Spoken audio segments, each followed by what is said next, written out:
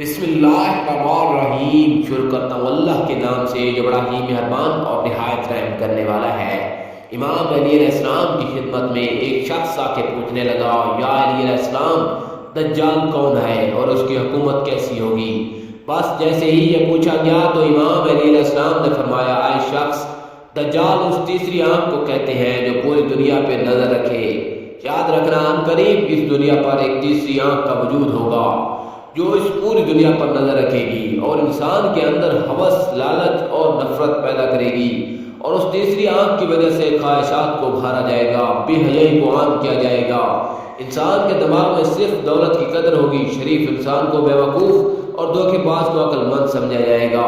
اس وقت گھر گھر میں بے حیائی موجود ہوگی، باپ بیٹی کو بے پردہ دیکھ کر بھی اس کی تعریف کرے گا، کمزور پہ ظلم اور دولت مند کی خوشامد کی جائے گی، دیندار کو حقیر سمجھا جائے گا۔ انسان نیکی صرف دنیا کو دکھانے کے لیے کریں گے اور تنہائی میں اپنے نفس کے غلام ہوں گے۔